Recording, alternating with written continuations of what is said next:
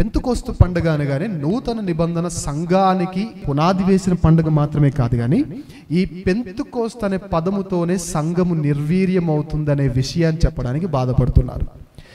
ఏదైతే ఏ రోజైతే ఏ పదముతో జరపబడిన పండుగ అయితే సంఘానికి పునాది వేసిందో, ఏ పెంతుకోస్తు పండుగ దినాన సంఘానికి పునాది పడిందో, ఏ పెంతుకోస్తు పండుగ అనేది సంఘానికి బర్త్డేలా మారిందో, అదే పెంతుకోస్తు అనుభవం. ఎనీవన్ ఫ్రమ్ పెంతుకోస్తు హియర్ ఉన్నారా? జాగ్రత్తగా వినండి. పెంతుకోస్తు అనుభవం అనే మాట, ఆ అనుభవంతో చేసే క్రియలు, ఆ అనుభవంతో చేసే విచ్చలివిడితనం గురించి మాట్లాడుతున్నా. ఆ అనుభవం వల్ల, ఆ పెంతుకోస్తు అనే పేరు వల్ల ఈరోజు సంఘం డిమాలిష్ అవ్వడానికి గల ప్రధానమైన కారణం కూడా అదే. ఏదైతే పుట్టుకొక కారణమో అదే చావుకు కూడా కారణమవుతుంది. ఎంత దరిద్రం అంటే, జన్మనిచ్చిన తల్లే పిల్లల్ని చంపిందంటే అదొక భయంకరమైన సన్నివేశం కాదా? ఏదైతే సంఘానికి పునాది వేసిందో అదే పండుగ, ఏదైతే సంఘాన్ని బలపరిచిందో, బర్త్డేగా పిలువబడిందో, అదే పేరుతో, ఆ అనుభవం అనే పేరుతో ఈరోజు సంఘం దూషించబడుతుంది. సంఘానికి ప్లేసెస్ ఇవ్వట్లా. సిటీస్లో నేను ఎవరిని పాయింట్అవుట్ చేయట్లేదండి, ఉన్న వాస్తవాలు మాట్లాడుతున్నా. అలానే ఆత్మ నమ్మని వాడిని కాదు. I'm a very good follower of Holy Spirit. I'm a very good follower of Holy Spirit. నేను నమ్ముతాను పరిశుద్ధాత్మ దేవుణ్ణి, నేను నమ్ముతాను పరిశుద్ధాత్మ దేవుని ఆ ప్రెజెన్స్ని నేను నమ్ముతాను, అది నేను ఫీల్ అవుతాను. కానీ ఏంటి హోలీ స్పిరిట్ అంటే అనేది ఈరోజు మనం జాగ్రత్తగా విందాం. ఎందుకు ఈ విషయం చెప్తున్నా అంటే, ఇంతకుముందు చెప్పాను, ఏదైతే సంఘానికి పునాది వేసిందో అదే ఈరోజు సంఘాన్ని నాశనం చేస్తూ ఉంది. ఏదైతే సంఘానికి బర్త్డే చేసిందో అదే ఈరోజు సమాధిని రెడీ చేస్తుంది. ఏంటి సమాధిని? కావాలంటే చూడండి, ఏదైనా ఒక ఊరిలోకి వెళ్ళి, వీఆర్ క్రిస్టియన్స్ అండి, మాకు ఒక హౌస్ రెంట్కి కావాలంటే ఇస్తున్నారా? రీజన్ ఏం చెప్పనా? చాలా రీజన్స్ ఉంటాయి. అందులో 80% రీజన్ పెంతుకోస్తు అనుభవం వల్ల వచ్చిందే. ఏదైనా ఒక ఏరియాకి వెళ్ళి, మాకు ఒక హాల్ కావాలి, చర్చ్ కోసం తీసుకుందాం అనుకుంటున్నాం అంటే, ఇవ్వడానికి హాల్ ఓనర్ సిద్ధంగా ఉన్నా పక్కన వాళ్ళు ఒప్పుకుంటారా? ఒప్పుకోరు. టు బి వెరీ ఫ్రాంక్ చెప్పాలంటే, ఇవ్వడానికి హాల్ వాళ్ళు కూడా సిద్ధంగా లేరు. రీజన్ ఏం చెప్పనా? పెంతుకోస్తు అనుభవం అనే పేరుతో వెనక జరుగుతున్న అల్లరే కారణం. ఏంటి పెంతుకోస్తు అనుభవం అంటే? మన వాళ్ళు చేసేది ఏం చెప్పనా? పెంతుకోస్తు అనుభవం అంటే అర్థం పర్థం లేని మాట్లాడే భాషలు. You will listen to some of the murmurs in Christian society అండి. షబరబరబరబరబర గ్లోరీ అని లాస్ట్లో అంటారు. అది భాషలు అని మీరు అనుకుంటే అంతకన్నా మించిన అమాయకత్వం ఏం లేదు. అది భాష కాదు. రాసి పెట్టుకోండి, గోల్డెన్ వర్డ్స్ రాసి పెట్టుకోండి. What we listen to in meetings, what we listen to in churches, అన్య భాషల పేరుతో ఏదైతే భాషలో 2 రకాల భాషలు, ఒకటి అన్య భాష, ఒకటి దేవదూతల భాష. నేను దేవదూతల భాషను టచ్ చేయట్లా, అన్య భాషల గురించి మాట్లాడుతున్నాను. ఏదైతే అన్య భాషల వరం, ఇది పెంతుకోస్తు అనుభవం అని చెబుతూ అన్య భాషలని శబరబరబరబరబరబరబరబరబర అని అంటున్నారో, అది ఖచ్చితముగా దేవుడిస్తున్న ఆధ్యాత్మిక సంబంధమైన వరము కాదు. 100% అది వరము కాదు. ఈ వరము పేరుతో చేస్తున్న విచ్చలివిడితనం వల్ల క్రిస్టియానిటీ అనేది భయంకరమైన ట్రోలింగ్కి గురవుతుంది, భయంకరమైన దూషణకు గురవుతుంది, భయంకరమైన అల్లరికి కర్తలు అన్నట్టుగా క్రిస్టియానిటీకి ఒక పేరు వచ్చేసింది. గమనించండి, దేవుని మందిరంలో పరిశుద్ధాత్ముడు సమాధానమునికే కర్త తప్ప అల్లరికి కర్త కాదు. ఈరోజు మన సంఘంలో అల్లరి వచ్చిందంటే ఇక్కడ ఉన్నది ఎవరు కాదని అర్థం? పరిశుద్ధాత్ముడు కాదు అని అర్థం. అండ్ ఇంకో విషయం చెప్పాలంటే, పరిశుద్ధాత్మ అనుభవం అంటే ఏంటి? సడన్ గా చప్పట్లు కొట్టే వాళ్ళు స్పీడ్ పెంచుతారు అలా కొట్టడం పరిశుద్ధాత్ముడా? అదా పరిశుద్ధాత్ముడు అంటే? కాదు. అలా ఎవరైనా కొట్టారా బైబిల్లో? చప్పట్లు కొట్టడం తప్పు అని చెప్తున్నానా? లేదు. If you want you can clap your hand, no problem, కొట్టండి, చప్పట్లు కొట్టండి. కానీ ఈ ఫాస్ట్గా రిథం లేకుండా ఫాస్ట్గా ఏదంటే ట్రైన్ స్పీడ్ అయినట్టుగా, ప్లాట్ఫామ్ని వీడిని ట్రైన్ స్పీడ్ అయినట్టుగా, అది పరిశుద్ధాత్ముడు కాదు. అండ్ ఇంకో విషయం చెప్పనా, పరిశుద్ధాత్మునికి రోలాండ్ SPD 30కి ఎలాంటి లింక్ లేదు. పరిశుద్ధాత్మునికి 24 బీట్కి ఎలాంటి లింక్ లేదు. ఎందుకు ఈ మాట చెప్తానంటే, అక్కడ డ్రమ్స్ పెరుగుతూ ఉంటే ఇక్కడ వాయిసెస్ పెరుగుతూ ఉంటాయి. డ్రమ్స్ ఆపేయండి. ఒక చర్చిలో నేను చూసాను, బాగా ఎగురుతున్నారు. అతను కూడా 24 బీట్ దంచి కొడుతున్నాడు, స్పీడ్ పెంచుతున్నాడు, టెంపో పెంచుతున్నాడు, వీళ్ళు కూడా పాడుతున్నారు, చప్పట్లు పెరిగిపోతున్నాయి, అటు ఇటు తిరుగుతున్నారు, అటు ఇటు పడిపోతున్నారు. సడన్గా కరెంట్ పోయింది, అందరూ లేచి నిలబడ్డారు. సడన్గా కరెంట్ పోయింది, అన్ని ఇన్స్ట్రుమెంట్స్ ఆగిపోయాయి, ఏ మైకు పని చేయట్లేదు. ఏమైపోయాడు పరిశుద్ధాత్ముడు? పరిశుద్ధాత్మనికి కరెంట్తో పనుందా? పరిశుద్ధాత్మనికి 2/4 బీట్తో పనుందా? పరిశుద్ధాత్మనికి రోలాండ్ ఎస్పీడి 30తో పనుందా? పరిశుద్ధాత్మనికి ఈ కీబోర్డు మ్యాక్ ల్యాప్టాప్తో పనుందా? No. If holy spirit can work, he can work even without power, even without Roland SPD 30, even without SPD 2/4 beat లేకుండా చేయగలరు. ఎందుకు మాట చెప్తానంటే, ఆనాడు అపోస్తలుల కార్యంలో మనము చూసిన పెంతెకోస్తు అనుభవంలో ఈ రోలాండ్ ఎస్పీడి 30 లేవు. అక్కడ 2/4 బీట్ వాయించే వాళ్ళు కూడా లేరు. మనలాగా క్లాప్లు దంచి కొట్టే క్లాప్ కొట్టే వాళ్ళు కూడా లేరు. అండ్ ఇంకో విషయం చెప్పాలంటే, ఏంటండి పరిశుద్ధాత్ముడు? కింద బైబిల్ ఉంటే తొక్కుకుంటూ డ్యాన్స్ చేయడమా పరిశుద్ధాత్ముడు చేయించే పని అది? చున్నీలు ఉన్నాయా లేదా, చీరకిట్లు వేసుకుంటారు, దాన్ని ఏమంటారు నాకు తెలియదు. చూడండి, వాళ్ళు డాన్స్లు వేసేటప్పుడు అది ఉందో లేదో, ఊడిపోయిందో కూడా తెలియక, ఇష్టానుసారంగా డ్రెస్ కూడా సరిగ్గా ఉందో లేదో తెలియక, అదా పరిశుద్ధాత్ముడు చేసే పని? అంటే డ్రెస్ సెన్స్ మైమర్చిపోయేలా, డ్రెస్ ఊడిపోతున్నా కానీ పట్టించుకోకుండా మైమర్చిపోయేలా చేస్తాడా పరిశుద్ధాత్ముడు? బైబిల్ తొక్కేలా చేస్తాడా పరిశుద్ధాత్ముడు? కరెంట్ ఉన్నప్పుడే పని చేస్తాడా పరిశుద్ధాత్ముడు? 2/4 బీట్లో మాత్రమే పని చేస్తాడా పరిశుద్ధాత్ముడు? ఒక రోజు ఒక ఆవిడ నేను వాక్యం చెప్తా ఉంటే లాస్ట్లో ఆల్టర్ కాల్ ఇద్దామని, శుద్ధ హృదయం పాడదామని నేను రెడీ అవుతూ వాక్యం చెప్తుంటే, పైన మీటింగ్లో, వైజాగ్లో మీటింగ్ టెర్రస్ పైన, ఒక అపార్ట్మెంట్ టెర్రస్ పైన పెట్టారు. జనరల్లీ టెర్రస్ పైన ఎలా ఉంటుందంటే పరిస్థితి, కొందరు డబ్బున్న వాళ్ళు అయితే ఏం చేస్తారంటే పిల్లర్స్ కట్టేస్తారు. సగం పిల్లర్స్ కట్టేసి ఆ పైన ఉంటాయి కదా పిల్లర్స్కి, ఆ ఇనుము ఉంటుంది చూసారా, అది రస్ట్ పట్టకుండా సగం పిల్లర్స్ కట్టేసి అలా ఇనుముని ఇలా చుట్టేస్తారు. కొందరు ఏం చేస్తారంటే వాటిని వదిలేస్తారు జనరల్లీ టెర్రస్ పైన. అయితే ఆ టెర్రస్ మీద అలా వదిలేశారు. ఆవిడ కరెక్ట్గా ఏమంటారు, ఆ ఐరన్ రాడ్స్ దగ్గరలో కూర్చుంది.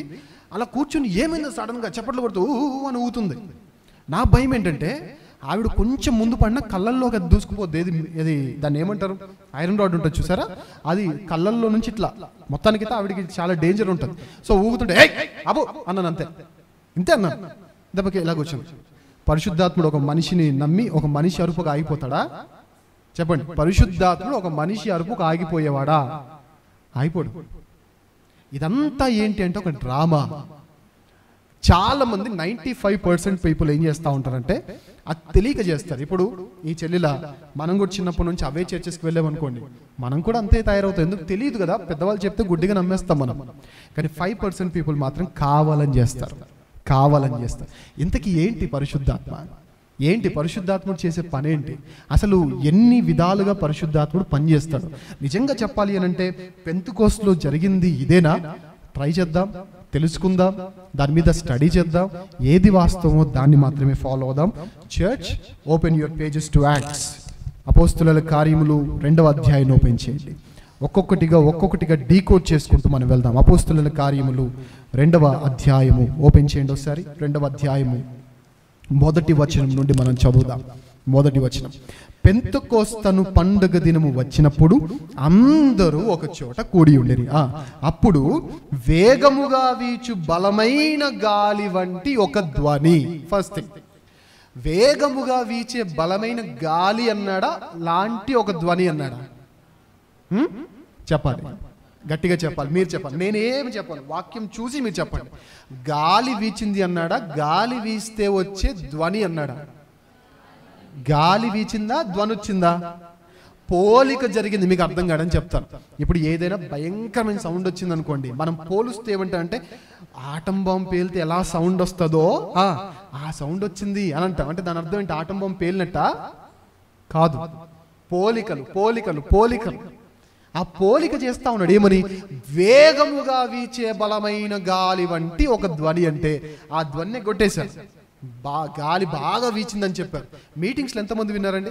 గాలి గట్టిగా వచ్చే టైంలో మీటింగ్స్ పెట్టేసి ఆ గాలి వీచేటప్పుడు ఎంతమంది మైక్ పట్టుకొని, ఇదిగో ఈ వేగంగా వీస్తున్న బలమైన గాలిలో పరిశుద్ధాత్ముడు వస్తున్నాడు. ఎవరు చెప్పారు మీకు? ఎవరు చెప్పారు అలా వస్తారని? బైబిల్ చెప్పిందా?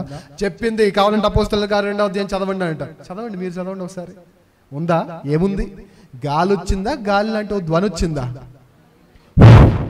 ఆ సౌండ్ వచ్చింది అంతే, గాలి రాలా. సౌండ్ వేరు, ఎఫెక్ట్ వేరు. ఇప్పుడు ఆ ఎఫెక్ట్ మనము ఈ కీబోర్డ్లో ప్యాడ్స్లో కూడా ఇవ్వచ్చు కదా. కావాలంటే చూడండి, మీటింగ్స్లో పాడుతున్నప్పుడు, వీళ్ళు మాట్లాడుతున్నప్పుడు, వీళ్ళు టెంపో పెంచుతున్నప్పుడు చాలా మంది స్పీకర్స్ ఏం చేస్తుంది తెలుసా, ఇప్పుడు మన ప్లేయర్లు కింద కూర్చున్నారు, కానీ కొందరు స్పీకర్స్ మాట్లాడేటప్పుడు ప్లేయర్లు ఇక్కడే ఉండాలి. మాట్లాడుతున్నప్పుడు ఉరుముల ధ్వని రావాలి, మెరుపుల ధ్వని రావాలి, భీకరమైన సౌండ్లు రావాలి. ఆ సౌండ్ వచ్చినప్పుడు వారు అంటారు, ఈ భీకరమైన ధ్వనిలో పరిశుద్ధాత్ముడు వస్తున్నాడు, దిగి వస్తున్నాడు. ఎక్కడికి ఎక్కిపోలేదండి ఆయన దిగి రావడానికి. ఫర్ యువర్ కైండ్ ఇన్ఫర్మేషన్, ఆయన ఎక్కడికి ఎక్కిపోలేదు దిగి రావడానికి. ఆయన అసలు గాలి రూపంలో రాడు. ఏదో అక్కడ గాలి లాంటి ఒక శబ్దం వచ్చింది అన్నాడు. ఒక రకంగా ఒక విషయం చెప్తాను. యేసు ప్రభు వారు బాప్టిజం తీసుకునేటప్పుడు పరిశుద్ధాత్ముడు ఏ రూపంలో వచ్చాడు అంటే, ఇంకా పావురాలన్నీ పరిశుద్ధాత్మ సమానమా? ఇక్కడ బయట 10 పావురాలు ఉంటాయి, ఇక్కడ బయట ఈ డోర్ ఓపెన్ చేయడం ఉదయాన్నే ఇక్కడ వాళ్తాయి, చాలా పావురాలు వస్తాయి. ఇప్పుడు పావురం చూసినప్పుడల్లా పరిశుద్ధాత్మ అందామా? ఏదో ఒక్కసారి జరిగిందని ప్రతిసారి జరుగుద్ది అనుకుంటే అది మన మూఢత్వం. అది ఈరోజు ఎందుకు ఈ మాట చెప్తున్నంటే, చాలా స్ట్రిక్ట్గా మనం ధ్యానించాలండి. ఈ అనుభవం బైబిల్లో ఉన్నట్టుగా జరిగితే చాలా మంచిది సంఘానికి. కానీ ఏదైతే మనము కల్పించుకున్న అనుభవం ఉందో అది సంఘాన్ని నిర్వీర్యం చేస్తుంది. సంఘాలకు కనీసం రెంట్కి కూడా ఎవ్వరు రూమ్స్ ఇవ్వలేనంత స్థితికి దిగజార్చింది. సంఘం కాదు, క్రైస్తవుడన్న వాడు రూమ్కి ఒక ఇంటికి రెంట్కి వెళ్తా ఉంటే క్రిస్టియన్కి మేము రెంట్ ఇవ్వము అన్న స్థితికి దిగజార్చింది. ఏంటంటే కల్పించబడిన పెంతుకోస్తు అనుభవం. ఆ కల్పించబడిన పెంతుకోస్తు అనుభవంలో వాడే పదజాలం చెప్పనా? మీటింగ్స్ లో ఎంతమంది విన్నారు ఒకసారి చేయొద్దండి. ఈ వీస్తున్న పిల్లగాలిలో పరిశుద్ధాత్ముడు వస్తున్నాడు. ఎంతమంది విన్నారు? ఇది ఎంతమంది విన్నారు? నేను ఏదైనా అబద్ధం చెప్తున్నానా? పిల్లగాలి, చల్లగాలి, పిల్లవాళ్ళ మమ్మీ గాలి, పిల్లవాళ్ళ నాన్నగాలి ఉంటుందా? ఆ గాలిలో వస్తాడా? గాల్లో రావడం ఏంటంటే నాకు అర్థం కావలేదు. ఆ పిల్లగాలిలో పరిశుద్ధాత్ముడు వస్తాడనేది పెంతుకోస్తు అనుభవంలో లేనిది మన వాళ్ళు యాక్ట్ చేసింది. పోనీ పెద్ద గాల్లో వస్తాడా బ్రదర్ అంటే, పెద్ద గాల్లో కూడా రాలేదు. ఆయన వచ్చింది ఏంటి అంటే, ఆయన వస్తున్నప్పుడు ఏం జరిగిందంటే ఒక శబ్దం. ఎలాంటిది బ్రదర్ ఆ శబ్దం అంటే, ఒక పెద్ద గాలి వీస్తే ఎలాంటి శబ్దం వస్తుందో. గాలి వీచిందా చెప్పాలి. గాలి వీచిందా? గాలి వీలా. ఏం చేసింది? ఆ గాలి వీచిన శబ్దం వచ్చింది. ఎవరు వస్తుంటే? పరిశుద్ధాత్ముడు వస్తుంటే. Clarity number 1. ఇక రెండవది చూద్దాం, ఈ 3వ వచనం నుంచి చదువుదాం. మరియు అగ్నిజ్వాలల వంటి నాలుకలు విభాగింపబడినట్లుగా వారికి కనబడి, అంటే వారికి కనబడ్డం మాత్రం ఎలా కనపడింది? అగ్నిజ్వాల లాంటి నాలుకలు విభాగింపబడినట్లుగా వారికి కనబడి, వారిలో ఒక్కొక్కని మీద వ్రాలగా అందరూ పరిశుద్ధాత్మతో నిండిన వారై ఆ ఆత్మ వారికి వాక్శక్తి అనుగ్రహించిన కొలది ఏ భాషలతో మాట్లాడారు? గట్టిగా చెప్పాలి. ఏ భాషలు? మరలా గట్టిగా చెప్పాలి. ఏ భాష? అన్య భాషలలో మాట్లాడసాగారు. ఇదండి పెద్ద లొల్లైపోతుంది క్రిస్టియానిటీకి. అన్య భాష అనగానే మనం ఏం వింటున్నాం చెప్పండి? ఇదే కదా శబరబరబరబ, ఇదే కదా మనం వినేది. కానీ పేతురు గారు మాట్లాడింది రబరబ గ్లోరీ కాదు. యోహాన్ గారు మాట్లాడింది శబరబరబ కాదు. వారు మాట్లాడింది అన్య భాష. అంటే other than there mother tongues. అన్య భాష అంటే ఏంటి? ఫారిన్ లాంగ్వేజ్ అంటే ఏంటి? ఇంగ్లీష్ అండ్ ఫారిన్ లాంగ్వేజెస్ అని అంటుంది ఒకటి. అంటే ఫారిన్ లాంగ్వేజ్ అంటే ఏంటి? మనది కాని వేరే భాషను మనం ఏమంటాం చెప్పండి? మన దేశము కానీ వేరే దేశాన్ని ఏమంటాం? నేను చిన్నప్పుడు అనుకునేవాడిని ఫారిన్ అంటే ఓన్లీ యూఎస్ఏనే ఫారిన్ అంటారేమో అనుకున్నాను. కానీ లేటర్ అర్థమైంది ఏంటంటే యూఎస్ఏ వాళ్ళకి ఇండియా కూడా ఏంటి? ఫారినే. అంటే ఫారిన్ అంటే ఏంటంటే మన దేశము కానీ ఏ దేశమైనా మనకేంటి? Foreign. What is your mother country అని అంటే, వాట్ ఈజ్ యువర్ కంట్రీ అంటే ఇండియన్. ఐఎమ్ ఎన్ ఇండియన్ అని అంటాం. అంటే వేరే శ్రీలంక మనకి ఏమవుద్ది? Foreign country. పాకిస్తాన్ మనకి ఏమవుద్ది? Foreign country. తర్వాత నేపాల్ మనకి ఏమవుద్ది? మయన్మార్ మనకి ఏమవుద్ది? బంగ్లాదేశ్ ఏమవుద్ది? ఫారిన్ కంట్రీస్ అయినట్టుగా తెలుగు మన మదర్ టంగ్ అయినప్పుడు ఇంగ్లీష్ మనకి ఏమవుద్ది? హిందీ మనకి ఏమవుద్ది చెప్పండి? తమిళ్ మనకి ఏమవుద్ది? Foreign language. అంటే ఒక రకంగా చెప్పాలంటే పేతురు గారు వీరందరూ మాట్లాడేది అరామిక్ భాష. ఆనాడు అపోస్తలుల కార్యం 2వ అధ్యాయంలో ఉన్నప్పుడు వారు మహా అంటే మాట్లాడేది గ్రీకు భాష, లేదంటే అరామిక్ భాష. ఈ 2 భాషల మీద వారికి పట్టుంటుంది. కానీ ఆ రోజు ఏం జరిగింది చెప్పనా? వారికి ఆ భాషలు రాకపోయినా వారు హిందీలో మాట్లాడారు, తెలుగులో మాట్లాడారు, ఇంగ్లీష్లో మాట్లాడారు. అన్య భాషల్లో మాట్లాడడం అంటే రబ్బర్ కాదు. వేరే భాషను మాట్లాడు. మీరు ఎలా చెప్తున్నారు చూసొచ్చారా అంటే చూసి రా, చదివి చెప్తున్నాను చూద్దాం. ఆ కాలమున ఆకాశం క్రింద నుండి ప్రతి జనములో నుండి వచ్చిన భక్తి గల యూదులు యెరూషలేములో కాపురముండిరి. ఈ శబ్దము కలగగా జనులు గుంపులుగా కూడి వచ్చి ప్రతి మనుష్యుడు ఏంటంట, మీరే చదవండి. ప్రతి మనుష్యుడు ఏం చేస్తున్నాడంట, తన నేను అడుగుతున్నాండి, ఒక్క line on this whole planet, ఈ ప్లానెట్ లో 800 crores పీపుల్లో ఎవరైనా రబరబరబరబర అనేది మా భాష అనేది ఒక్కరు చూపించండి, ఒక్కరిని చూపించండి. Not even a single person claims అండి. ఎవరు క్లెయిమ్ చేయరు this is our personal mother tongue అని, ఎవరు క్లెయిమ్ చేయరు. చూడండి, ప్రతి శబ్దము కలగగా జనులు గుంపులుగా కూడి వచ్చి ప్రతి మనుష్యుడు తన స్వభాషతో వారు మాట్లాడుట విని కలవరపడిది. అంతటా అందరూ విభ్రాంతి నొంది ఆశ్చర్యపడి, ఇదిగో మాట్లాడుచున్న వీరందరూ గలిలయులు కాదా? తర్వాత, మనలో ప్రతి వాడు తాను పుట్టిన దేశపు భాషతో వీరు మాట్లాడడం ఏంటి అంటే, ఆనాడు పేతురు లేచి నిలబడినప్పుడు ఏంటి పెంతెకోస్తు పండుకున్న స్పెషాలిటీ ఏంటి అంటే, యూదులు చెదిరిపోయిన యూదులు. చెదిరిపోవడం అంటే ఎందుకు చెదిరిపోయారు? బాబిలోన్ వల్ల, అష్షూరు వల్ల, తర్వాత ఈ గ్రీకుల వల్ల, చాలా సామ్రాజ్యాల వల్ల వీళ్ళు యెరూషలేమును వదిలిపెట్టి పారిపోవాల్సి వచ్చింది, చెదిరిపోయారు. అలా చెదిరిపోయిన యూదులు ఇప్పటికీ, యూదా సంతతి వారు ఇప్పటికీ గుంటూరులో ఉన్నారు. ఇప్పటికీ ఒరిజినల్ జ్యూస్ ఉన్నారు గుంటూరులో. సో అలా గుంటూరులో ఉన్న యూదులు ఏ భాష మాట్లాడతారు? వాళ్ళకి హీబ్రూ రాదు, వాళ్ళకి గ్రీక్ రాదు, వాళ్ళకి అరామిక్ రాదు. ఏ భాష వస్తుంది? వాళ్ళకి తెలుగు వస్తుంది. ఇప్పుడు గుంటూరు నుండి ఆ పెంతెకోస్తు పండుగకి వెళ్తే, పెంతెకోస్తు పండుగలో ఈ పేతురు గారు మాట్లాడేది అరామిక్ భాషలో మాట్లాడుతున్నాడు. కానీ ఈ తెలుగు యూదుడికి ఏమో తెలుగులో అర్థమవుతుంది, హిందీ యూదుడికి ఏమో హిందీలో అర్థమవుతుంది. అంటే ప్రతి వారు తన స్వభాషతో మాట్లాడటం. అంటే పేతురు గారు తెలుగు వారి దగ్గరికి వెళ్ళి దేవుడు నిన్ను ప్రేమిస్తున్నాడు, ఇంగ్లీష్ వాళ్ళ దగ్గరికి వెళ్ళి God loves you very much, Hindi వాళ్ళ దగ్గరికి వెళ్ళి పరమేశ్వర్ని ఆప్కో బహుత్ ప్యార్ కర్తా హై అని చెప్పలా. ఆయన మాట్లాడింది ఒకటే, కానీ లైవ్ లో ట్రాన్స్లేషన్ జరుగుతూ ఉంది. బెస్ట్ ఎగ్జాంపుల్ చెప్పాలంటే అసెంబ్లీ సమావేశాలు తీసుకోండి, పార్లమెంట్ సమావేశాలు తీసుకోండి. ఈ పార్లమెంట్ సమావేశాలు ఎప్పుడైనా చూసేటప్పుడు జనరల్గా సభ్యులు కొందరు హెడ్ ఫోన్స్ పెట్టుకొని ఉంటారు. విన్నారా, చూసారా? హెడ్ ఫోన్స్ ఎందుకు పెట్టుకుంటారు? క్లారిటీ కోసం కాదు. వాళ్ళు మాట్లాడే భాష హిందీలో మాట్లాడుతున్నా, తెలుగులో ఇంగ్లీష్లో మాట్లాడుతున్నా అది వారికి అర్థం కాదు. కాబట్టి ఇప్పుడు మన సౌత్లో ఉన్న వాళ్ళకి హిందీ రాదు, మనకు తెలుగు స్టేట్స్ నుంచి వచ్చే వాళ్ళకి హిందీ అంతగా రాదు. రాని వాళ్ళు పార్లమెంట్ వెళ్ళినప్పుడు వాళ్ళందరూ హిందీలో కన్వర్జేషన్ చేస్తున్నప్పుడు ఏం మాట్లాడుతున్నారో తెలుసుకోవాలంటే ఒక ఎంపీ ఏం పెట్టుకుంటాడు అంటే హెడ్ ఫోన్స్ పెట్టుకుంటాడు.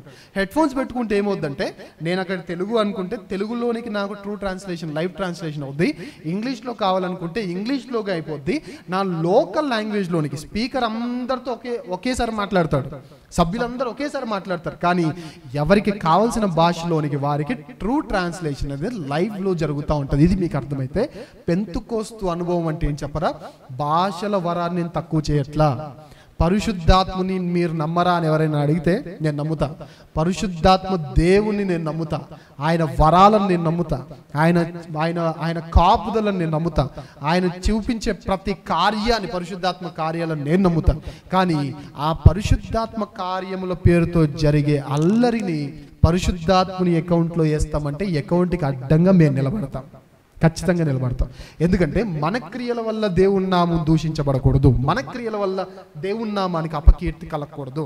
ఈరోజు ఏదైతే అన్అట్టర్డ్, ఉచ్చరింప శక్యము కానట్టుగా మాట్లాడుతున్నారో, అర్థం పర్థం లేని భాషలు పరిశుద్ధాత్ముడు మాట్లాడతాడంటే నో, ఇది మనము చెబుతుంది కాదు, వాళ్ళే అంటున్నమాట. ప్రతి మనుష్యుడు 6వ వచనం, తన స్వభాషతో వారు మాట్లాడుట వినిరి. 11వ వచనం, క్రేతీయులు, అరబీయులు మొదలైన మనమందరము వీరు ఏ భాషలతో మాట్లాడుతున్నారంట? మన భాషలతో. నేను అడుగుతున్నానమ్మా, మీ సంఘాల్లో బ్రదర్స్ కానీ మీరు ఎప్పుడైనా మీటింగ్కి వెళ్ళినప్పుడు ఈ భాషలు మాట్లాడే వారు ఎవరైతే ఉన్నారో ఎవరికైనా ఒక్కరికైనా అనిపించిందా మన భాషలో మాట్లాడుతున్నారని? అనిపించదు ఒక్కరికైనా. ఎందుకంటే అది భాష కాదు, అది భాష కాదు. నేను భాషలకు వ్యతిరేకం కాదు, దేవుని ఆత్మ వరాలకు వ్యతిరేకం కాదు, ఆత్మ కార్యాలకు వ్యతిరేకం కాదు. కానీ ఇది ఆత్మ కార్యం అంటే మాత్రం ఖచ్చితంగా నేను వ్యతిరేకిని. ఎందుకంటే అన్య భాష వేరు, అన్య భాష అంటే జస్ట్ అదర్ లాంగ్వేజ్. ఇది నేను చెప్తున్న మాట కాదు. కొరింథీయులకు రాసిన మొదటి పత్రికలో 14వ అధ్యాయంలో పౌలు గారు ఇస్తున్న క్లారిటీ చూడండి ఒకసారి. కొరింథీయులకు రాసిన మొదటి పత్రిక 14వ అధ్యాయము 5వ వచనం నుండి మనం చదువుదాం. 5వ వచనం చదువుదాం. మొదటిగా 14వ అధ్యాయం 5వ వచనం. మీరందరూ భాషలతో మాట్లాడవలని కోరుచున్నాను, కానీ మీరు ప్రవచించవలనని మరి విశేషముగా కోరుచున్నాను. అంటే దేనికి ఎక్కువ పెద్ద పీటిస్తున్నాడు?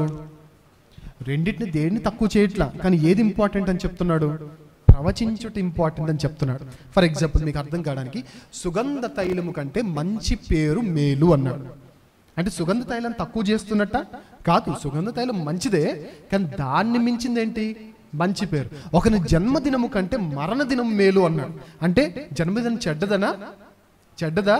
కాదు, మరణదినం ఇంకా శ్రేష్టమైందని. భాషను తక్కువ చేయట్లేదు పౌలు గారే చేయనప్పుడు మనం ఎవరైనా చేయడానికి? మనం భాషల వరం తక్కువ చేయట్లా, కానీ ఏం చేస్తున్నాం? దాన్ని మించింది ఒకటి ఉందంటే అదేంటి? మీరందరూ భాషలతో మాట్లాడవాలని కోరుచున్నాను, కానీ మీరు ప్రవచింపవాలని మరి విశేషముగా కోరుచున్నాను. సంఘము క్షేమాభివృద్ధి పొందు నిమిత్తము భాషలతో మాట్లాడువాడు అర్థము చెప్పితే కానీ వాడి కంటే ప్రవచించువాడే శ్రేష్ఠుడు. ఏం చెప్పాలంటే భాషలతో మాట్లాడేవాడు అర్థం చెప్పాలి. నేను ఒకరోజు ఒక సంఘానికి వెళ్ళాను. ఆ సంఘంలో సేమ్ ఇలాగే భాషలు మాట్లాడారు. నేను ఇది తప్పు అని చెప్పాను. నాకు తెలిసిన ఒక బ్రదర్తో తప్పు అని చెప్పాను. అలా చెప్పినప్పుడు జనరల్గా భాషలు మాట్లాడినప్పుడు అర్థము చెప్పకపోతే ఆ భాషలు మాట్లాడొచ్చా? బైబిల్ ప్రకారంగా మాట్లాడకూడదు. ఇదే పత్రికలో ఇదే అధ్యాయులు ఉంటే తర్వాత చదువుకొని నేను వీలైతే రెఫరెన్స్ చూపిస్తాను. అయితే నేను అక్కడ భాషల వరాన్ని కలిగి ఉన్నామని చెప్పుకున్న ముగ్గురిని పర్సనల్గా అడిగాను. ఈరోజు పాస్టర్ గారు భాషలు మాట్లాడారు కదా, మీకు అర్థమైందా అన్న. మాకెందుకు అర్థం కాదు, మాకు భాషల వరం వద్దు అన్నారు. దాని అర్థం ఏంటి చెప్పండి అని ఒక ఆయన అడిగాను. ఒక అర్థం చెప్పాడు. ఆయనకు తెలియకుండా సెకండ్ ఆయన అడిగాను, ఆయన కూడా అర్థం చెప్పాడు. ఆయనకు తెలియకుండా థర్డ్ ఆయన కూడా అడిగాను, ఆయన కూడా అర్థం చెప్పాడు. విచిత్రం ఏంటి చెప్పనా?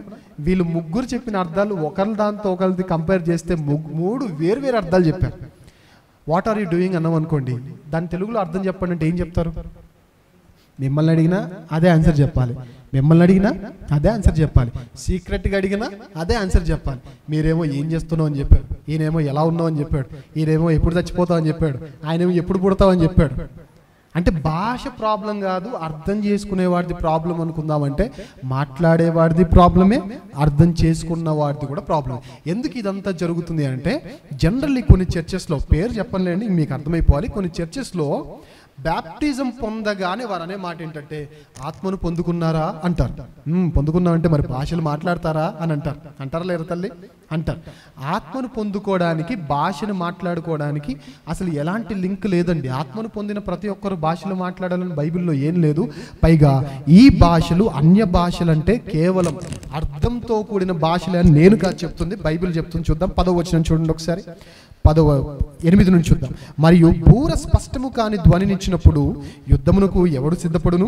అలాగే మీరు స్పష్టమైన మాటలు నాలుగుతో పలికితే గాని పలికినది ఎలాగు తెలియను? మీరు గాలితో మాట్లాడుచున్నట్టుందురు. లోకమందు ఎన్నో విధములకు భాషలున్నను, వాటిలో ఒక్కటైనను స్పష్టము కానిది ఉండకపోదు అన్నాడు. దేని గురించి మాట్లాడుతున్నాడు? లోకమందున్న భాషల గురించి మాట్లాడుతున్నాడు, స్పష్టమైన భాషల గురించి మాట్లాడుతున్నాడు. 11వ వచనం, మాటల అర్థము నాకు తెలియకుండిన ఎడల మాటలాడు వాడికి నేను పరదేశినిగా ఉండును, మాటలాడువాడు నాకు పరదేశిగా ఉండును. మీరు ఆత్మ సంబంధమైన వరముల విషయమై ఆసక్తి గలవారు గనుక సంఘమునకు క్షేమాభివృద్ధి కలుగునట్లు అవి మీకు విస్తరించినట్లు ప్రయత్నము చేయుడి.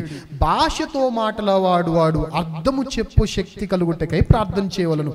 నేను భాషతో ప్రార్థన చేసిన ఎడల నా ఆత్మ ప్రార్థన చేయను గాని నా మనసు ఫలవంతముగా ఉండదు.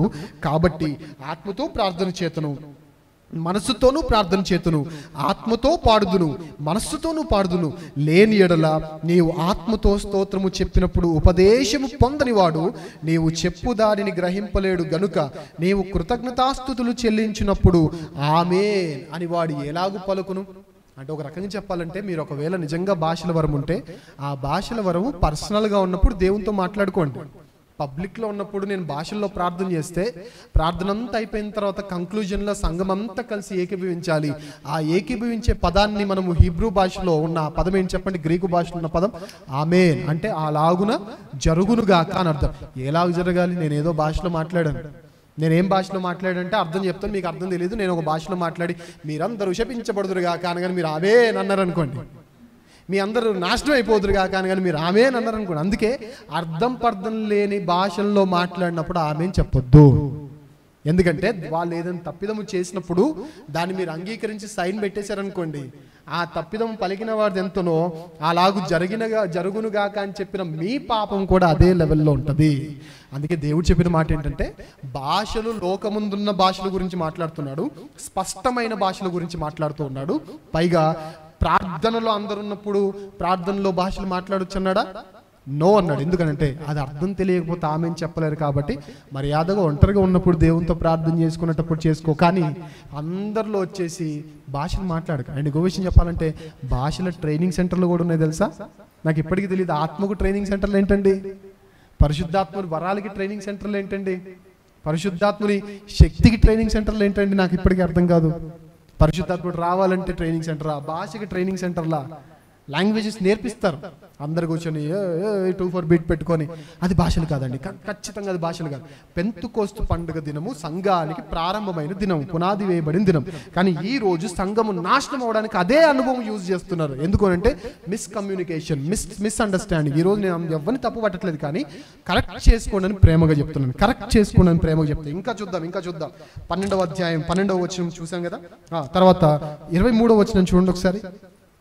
సంఘమంతయు ఏకముగా కూడి అందరూ భాషలతో మాట్లాడుచుండగా ఉపదేశము పొందని వారైనను అవిశ్వాసులైనను లోపలికి వచ్చిన ఎడల మీరు వెర్రి మాటలాడుచున్నారని అనుకొందురు కదా. డైరెక్ట్గా చెప్పాడు, అది వినలేదు, ఇప్పుడు జరుగుతుంది.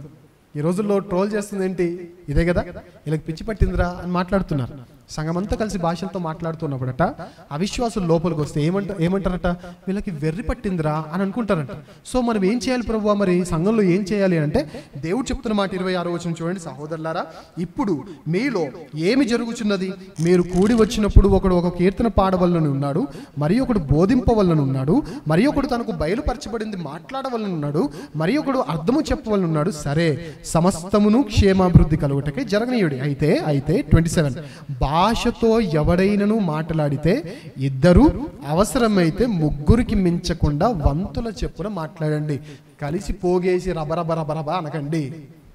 నేనంటున్నానా? చాలా మంది ఏమంటారు చెప్పనా? పాస్టర్లు అండి మైక్ పట్టుకొని భాషలతో మాట్లాడండి, కేకలు వేయండి, అరవండి, ఆత్మను పిలవండి, ఆత్మను రమ్మనండి, ఆహ్వానించండి, ఆత్మ దిగునుగాక. ఎక్కడ దిగాలి? ఫస్ట్ ఫ్లోర్కి ఎక్కాడా? ఎక్కడ దిగాలి? కొందరు ఇంకా దేవుని బెదిరిస్తారని నాకు అర్థం. దేవా దిగిరా! నువ్వు ఏంటి? నువ్వు కలెక్టర్వా దేవునికి? నువ్వు ఏమన్నా ఆయన కమాండ్ చేయడం ఏంటి? దిగిరమ్మని నాకు ఆజ్ఞాపిస్తాను, దిగిరమ్మని నేను చెప్తున్నా. ఎక్కడ దిగిరావాలి? వచ్చి ఒక్కటి ఇచ్చాడంటే మామూలుగా ఉండదు. ఇక దేవునితోనా? కలెక్టర్ దగ్గర సంతకం పెట్టు అంటావా? ఇప్పుడు మీ మీటింగ్స్కి ఎమ్మెల్యేని పిలుస్తారు, పాస్టర్లు అందరూ వస్తావరా, నేను చేస్తాను, నువ్వు రాకపోతే నెక్స్ట్ ఎలక్షన్ ఎలా గెలుస్తావు చూస్తావు, తొడగొట్టేసి మీకు నువ్వు వస్తావు అంటారా? ఎమ్మెల్యే దగ్గరే మర్యాదగా మాట్లాడుతున్నావు, కలెక్టర్ దగ్గరికి వెళ్తే చేతులు కట్టుకొని మాట్లాడుతున్నావు, పరిశుద్ధాత్ముడు ద సుప్రీం పవర్ ఆయన దిగిరా అంటారా? ఎక్కడ దిగిరావాలి? ఒక్కసారి వచ్చి తొక్కాడంటే మామూలుగా ఉండదు పరిస్థితి. దేవునితోనా ఆజ్ఞాపించేది, దేవునితోనా ఆటలాడేది, దేవుని దగ్గర అజమాయిషి చూపించేది, దేవుని దగ్గర మన సత్తా చూపించేది. దిగిరా ఏంటి? ఆయన ఎవరు? మన కింద పనిచేస్తున్నాడు ఆయన. మనం నడిపించే శక్తితో మనం మాట్లాడాలంటే ఎట్లా మాట్లాడాలి? ఎమ్మెల్యే కంటే he is more than MLA, more than MP, more than ministers, more than everything else, everyone else. అలాంటిది ఆయన దగ్గర మౌనంగా మాట్లాడాల్సిన మనము, మర్యాదగా మాట్లాడాల్సిన మనము ఏం చేస్తున్నాం? అందరూ కలిసి భాషల్లో మాట్లాడండి, అందరూ కలిసి కేకలు వేయండి, అందరూ కలిసి కాదు. ఇద్దరు, అవసరమైతే లిమిట్ దాటద్దు. అది కూడా కలిసి కాదు, ఒకరి తర్వాత ఒకరు. అంటే ఈ మాటలను బట్టి మీరు అర్థం చేసుకోండి, అందరూ కలిసి భాషలో మాట్లాడొచ్చా? నో. నేను ఎప్పటికీ చెప్తున్నా, భాషల వారాన్ని నేను తప్పుపట్టట్లా, కానీ దానికి కొన్ని సీక్వెన్సెస్ ఉన్నాయి, దానికి కొన్ని ప్రోటోకాల్స్ ఉన్నాయి. అన్య భాష అంటే మనం మాట్లాడే అర్థం పర్థం లేని అస్పష్టమైన భాష కాదు. దేవుడు చెప్పిన మాట, లోకమందున్న భాషల్లో స్పష్టమైన ప్రతి భాష మన మాతృభాష, కానీ ప్రతి భాష అన్య భాష. అంటే ఇప్పుడు ఆడియన్స్ అందరూ ఒకేసారి సండే వర్షిప్లో మీరందరూ ఏమైందో, మీరందరూ మాయమైపోయి ఉర్దూ తెలిసిన వాళ్ళందరూ వచ్చారనుకోండి. ఇప్పుడు అన్య భాష అంటే వరం అంటే ఏం చెప్పనా? నాకు ఉర్దూ రాదు, కానీ వచ్చిన ఆడియన్స్ అందరికీ ఇప్పుడు వాక్యం చెప్పాలి. నాకు ఉర్దూ రాకపోయినా ఆ గంట నేను మాట్లాడిన ప్రతి మాట ఉర్దూ ఆడియన్స్కి అర్థమవుతుంది. అలా నేను ఉర్దూ మాట్లాడను, నేను నా భాషే మాట్లాడతాను, మీకు అర్థమైపోతుంది. అది భాషల వరం అంటే. ఇలాంటి భాషల వరం ఉన్నప్పుడు ఏం చేయాలి? ఇప్పుడు మా అందరికి భాషల వరం ఉంటే అందరు కలిసి కేకలు వేయకూడదంట. ఏం చేయాలి? లిమిట్ 3, మ్యాక్సిమం అయితే 2 చాలు, ఒకవేళ ఎక్కువైతే 3 చాలు, ఇక దాన్ని మించకండి. ఆ మించడం కూడా ఏంటి? ఒకరి తర్వాత ఒకరు, అంతే తప్ప కలిసి గందరగోళం చెయ్యొద్దు. అండ్ ఇంకోటి 28వ వచనం, అర్థము చెప్పువాడు లేని ఎడల అతడు సంఘములో మౌనంగా ఉండాలి. అర్థం చెప్పలేదనుకోండి, చెప్పేవాడు లేడనుకోండి, ట్రాన్స్లేటర్ లేడనుకోండి, ఇక మౌనంగా ఉండాలి. నేను అడుగుతున్నాండి, ఎంతమంది ట్రాన్స్లేట్ చేస్తున్నారండి? భాషలు మాట్లాడి ఎంతమంది ట్రాన్స్లేషన్ చేస్తున్నారండి? మధ్యలో ప్రార్థనకి ఇవ్వగానే మైక్ పట్టుకొని కోళ్ళు పడుతున్నారా ఏంటి? కోళ్ళు పట్టే వాళ్ళు ఏం పిలుస్తారు? అలా పిలుస్తారు. కోళ్ళు పట్టేవాళ్ళు లేదా పిచ్చుకలను పెంచుకునే వాళ్ళు పలికేది భాష అది. నేను సీరియస్గా మాట్లాడుతున్నాను. అన్య భాషల వరాన్ని నేను తప్పుపట్టట్లా, బట్ ఇది అన్య భాషల వరం అంటే మాత్రం బైబిల్ ఒప్పుకోదు. అర్థము చెప్పేవాడు లేకపోతే సైలెంట్గా కూర్చో. ఇది నా మాట కాదు. 28వ వచనం 14వ అధ్యాయము కొరింథీయులకు రాసిన మొదటి పత్రికలో దేవుడు చెబుతున్న మాట, అర్థము చెప్పువాడు లేని ఎడల అతడు సంఘములో మౌనముగా ఉండవలెను గాని తనతోనూ దేవునితోనూ. పర్సనల్గా దేవునితో మీరు మాట్లాడుకుంటారా? 100%. దానికి అడ్డుపడండి. నేను కాదు, బైబిల్ అడ్డుపడదు. బైబిలే అడ్డుపడమన్నప్పుడు నేనే వాడిని అడ్డుపడ్డానికి. మీరు మాట్లాడుకోండి దేవునితో. కానీ సంఘానికి వచ్చేసి అర్థం చెప్పేవాళ్ళు లేకపోయినా పర్లేదు, నేను భాషల్లో అందరూ కలిసి కేకలు వేయండి, పరిశుద్ధాత్మను ఆహ్వానించండి, ఆయన దిగివచ్చులాగున ఆయన కమాండ్ చేయండి అంటే మాత్రం ఖచ్చితంగా బైబిల్ ఒప్పుకోకపోగా ఇది దైవ దూషణ అయ్యే ప్రమాదం కూడా ఖచ్చితంగా ఉంది. ఆ విషయాన్ని గమనించండి. తర్వాత అర్థము చెప్పువాడు లేని ఎడల అతడు సంఘంలో మౌనంగా ఉండవలని కానీ తనతోనూ దేవునితోనూ మాట్లాడుకోవచ్చు అని చెబుతూ లాస్ట్లో చెప్పాడు చూడండి 32వ వచనం, అలాగే పరిశుద్ధుల సంఘములన్నింటిలో దేవుడు సమాధానమునకే కర్త కానీ చెప్పండి అల్లరికి కర్త కాడు అని చెప్తున్నాడు. ఇంకో విషయం, ఇదే 12వ అధ్యాయం కొరింథీయులకు రాసిన మొదటి పత్రిక 12వ అధ్యాయం 29వ వచనం చూద్దాం. 12వ అధ్యాయం 29. చాలా మంది అడుగుతారు కదా, మీరు భాషలు మాట్లాడలేదా అని. ఒకరోజు ఒక మీటింగ్కి వెళ్ళానండి నేను. ఒకరోజు ఒక మీటింగ్కి వెళ్ళాను నేను. ఆ మీటింగ్లో పాస్టర్ గారు వచ్చారు. అయ్యా మీరు ఆత్మ నమ్ముతారా అన్నారు. నమ్ముతాను సార్, అందులో ఏముంది, ఆత్మను బైబిల్లో ఉన్నాడు కాబట్టి, ఆత్మ దేవుడు కాబట్టి we should definitely trust him, we should definitely believe him అని చెప్పాను. అయితే భాషలు మాట్లాడతారా మీరు అన్నాడు. లేదండి నాకు అసలు భాషలు రావండి, తెలుగే చక్కగా రాదండి అన్నాను నేను. నిజంగా నాకు తెలుగే చక్కగా రాదు, ఇంకా వేరే భాషలు ఎక్కడ మాట్లాడుతూ నాకు రావండి, ఇప్పటివరకు ఏం మాట్లాడలేదా అన్నా. అస్సలు మాట్లాడలేదండి అన్నాడు. అయితే నీకు ఆత్మ లేదయ్యా అన్నాడు. అదేంటండి అన్నాడు. మరి ఆత్మ ఉంటే భాషలు మాట్లాడాలి కదయ్యా అన్న. ఎవరు చెప్పారండి అన్నాడు. లేదండి ఆత్మ ఉంటే భాషలు మాట్లాడాలి, మా సంఘంలో అందరూ భాషలు మాట్లాడతారు అన్నాడు. అప్పుడు నేను అన్నాను, అందరూ భాషలతో మాట్లాడతారని బైబిల్లో కూడా లేదు కదా అంటే, ఎక్కడుంది అన్నాడు. ఇక్కడ ఉందని ఈ వచనం చూపించిన. ఒకసారి చూద్దాం. కొరింథీయులకు రాసిన మొదటి పత్రిక 12వ అధ్యాయం 29వ వచనం చూద్దాం. అందరూ అపోస్తులులా, అందరూ ప్రవక్తలా అంటే ఏంటి? దాని అర్థం ఏంటి? అందరు అపోస్తులులా అంటే అవునన్నా కాదని అర్థం కాదు. అందరు అపోస్తులులా అని కానీ మీరు కాదు అనండి. నేను క్వశ్చన్ చేయగానే మీరు కాదు అనండి. అందరు అపోస్తులులా, అందరూ ప్రవక్తలా, అందరూ బోధకులా, అందరూ అద్భుతములు చేయవారా, అందరూ స్వస్థపరచు కృపావరములు గలవారా, అందరూ భాషలతో మాట్లాడుచున్నారా? మాట్లాడరు. దేవుడు ఒక్కొక్కరికి ఒక్కొక్క కృపావరం ఇస్తాడు, అందరికి ఇవ్వడు. అది నేనంటున్న మాట కాదు. ఎవరంటున్న మాట? దేవుడు అంటున్న మాట.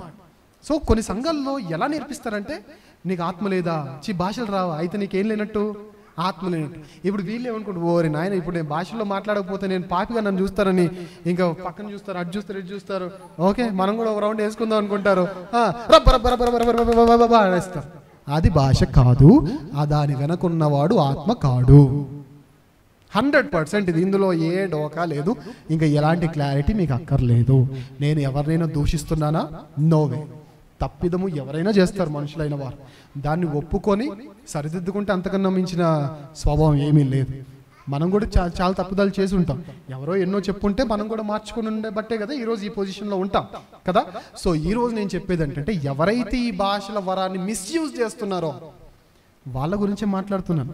If you can speak in tongues I will be very happy.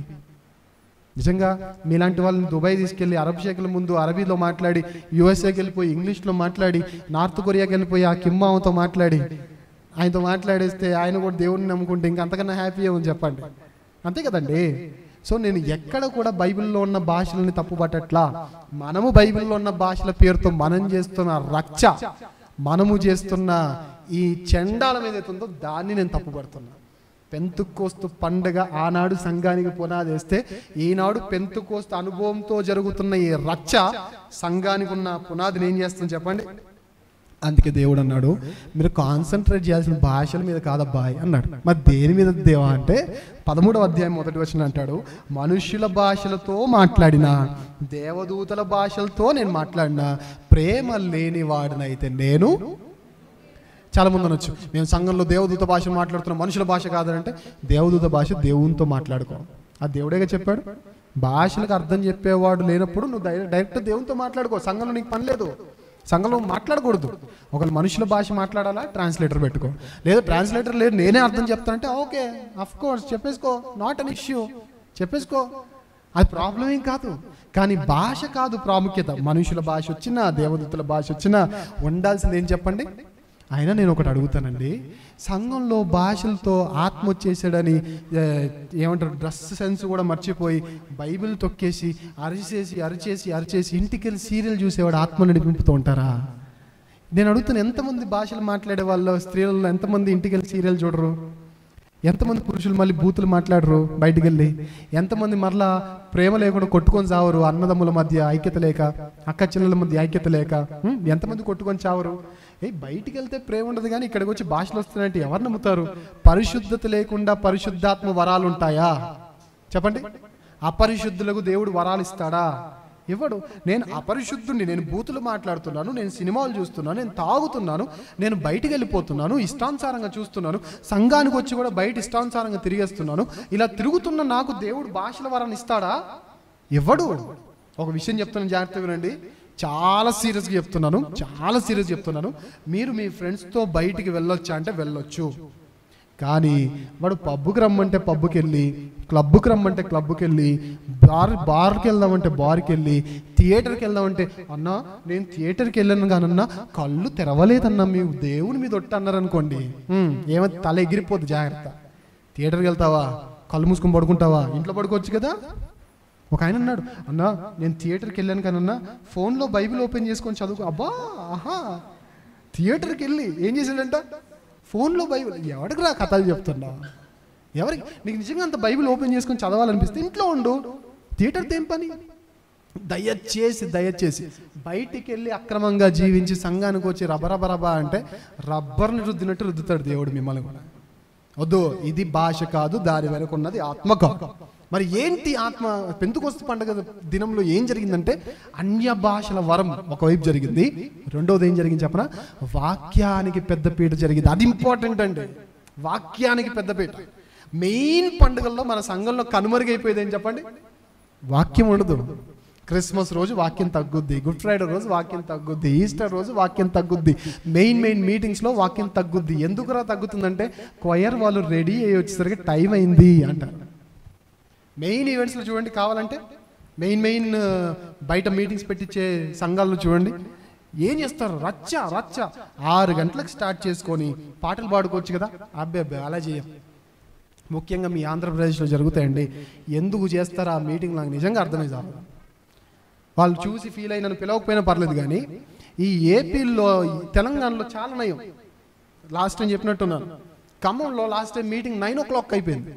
రాత్రి 9 o'clock అయిపోతే పిఎస్ఎస్ పాలన ఫోన్ చేశాడు, బావ మీటింగ్ అయిపోయిందా బావ అని. నన్ను బావ అని పిలుస్తాడు అప్పుడప్పుడు. బావ మీటింగ్ అయిపోయిందా, మీటింగ్ స్టార్ట్ అయిందా అన్నాడు. ఆల్రెడీ అయిపోయింది అన్నాడు. అంటే అప్పుడే అంటే ఇది మీ ఏపీ కాదయ్యా, తెలంగాణ. ఇక్కడ ఖచ్చితంగా టైంకి అయిపోగొడతారు, మాకు వాల్యూ తెలుసు అంటే అప్పుడే అయిపోయిందా అని అంటున్నాడు. యాక్చువల్గా వాళ్ళ ఏరియాలో అప్పుడు స్టార్ట్ అవుతుంది 9కి ప్రారంభ ప్రార్థన చేసుకుందాం ప్రియ దైవ జనమా అని అంటారు. 9కి ప్రారంభ ప్రార్థన ఏంద్ర అయ్యా అనిపిస్తుంది మాకు. మీటింగ్ ఎప్పుడు ఇస్తారు చెప్పనా? వర్షం పడుతుంటే త్వరగా వాక్యం మెసేజ్ క్లోజ్ చేయాలి కదా. వర్షం పడుతుంది, ఇంకా వెదర్ రిపోర్ట్లో కూడా 11 o'clock నుంచి వర్షం రాబోతుంది అన్నప్పుడు 11:10కి ఇప్పటికీ ఆలస్యం అయిపోయింది, ఇప్పుడు వాక్యానికి టైం ఇద్దాం, దైవజనులు సమయాన్ని కొంచెము దృష్టిలో పెట్టుకొని ఒక 10 నిమిషాలు వాక్యం చెప్పవలసిందిగా కోరుతున్నాను. ఈ 10 నిమిషాలు ఏదో ఫోన్లో చెప్తుంది కదా, అంత దూరం ఎందుకు వచ్చేది? ఈ గ్యాప్ అంతా ఏం చేస్తారంటే ఆయన్ని పొగిడి ఈయన్ని పొగిడి ఆయనకు శాల్వాలేసి ఈయనకు శాల్వాలేసి ఆయనకు శాల్వాలేసి ఈయన కొద్దిసేపు భజన చేయించుకొని క్వైర్ వాళ్ళు రండి రండి రండి అంటే వాళ్ళు రారే. ఎక్కడికి వెళ్ళిపోయారంటే తినడానికి వెళ్ళారంటే ఒక ఆయన. ఎక్కడికి వెళ్ళిపోయారంటే ఓ మీటింగ్లో అండి, నిజంగా అండి నాకు ఎంత బీపీ వచ్చిందంటే అండి, ముందే చెప్పారంట పోలీస్ పర్మిషన్ తీసుకుంటే 10:30కి ఎట్టి పరిస్థితుల్లో మీటింగ్ అయిపోవాలి, పరిస్థితులు బాగాలేవు, ఆ లోకల్లో ఆ లొకాలిటీలో ఉన్న పరిస్థితులను బట్టి 10:30కి మీటింగ్ అయిపోవాలని స్ట్రిక్ట్ పర్మిషన్ ఇచ్చిన తర్వాత వాక్యాన్ని, నిజంగా వాళ్ళకి వాక్యం మీద ఇంట్రెస్ట్ ఉంటే ఎప్పుడు ఇవ్వాలి చెప్పండి, 9:30కో 9కో వాక్యం ఇచ్చారు. 10:20కి వాక్యం ఇచ్చారండి. నాకు ఏ విషయం చెప్పలేదు, ఇలా ఉంది పరిస్థితి, 10:30 కల్లా క్లోజ్ అవ్వాలి, ఏం చెప్పలేదు. 10:20కి వాక్యం ఇచ్చారు.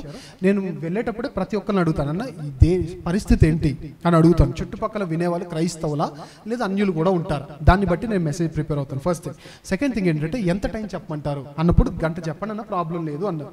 సో నాకు 10:20కి ఇచ్చి గంట చెప్పండి అంటే ఆబ్వియస్గా నేను 11:20 వరకు నా మెసేజ్ని నేను ప్లాన్ చేసుకొని, నా ఇంట్రొడక్షన్ని, నా బాడీని, నా కంక్లూజన్ని అలా ఆబ్వియస్గా ప్లాన్ చేసుకొని ఆ 10 minutes నేను ఇంట్రొడక్షన్ ఇస్తుండగా కానిస్టేబుల్ స్టేజ్ మీదకి ఎక్కాడు. ఆపేయండి అన్నాడు. నాకు అర్థం కాదు, ఎందుకు అన్నాడు. నేను ఏమన్నా తప్పు మాట్లాడానా, ఏమన్నా కాంట్రవర్సీ ఏమన్నా టచ్ చేశానా అని ఆలోచిస్తుండగా వెనక నుంచి కన్వీనర్ వచ్చి, అన్న సారీ అన్న, ఏమనుకోకండి, 10:30 క్లోజ్ చేయమని మాకు ముందే చెప్పారన్న, మీరు ఏమనుకోకండి, ఒక 2 minutesలో ముగించేయండి అన్న. ఏం ముగిస్తాను 2 minutesలో?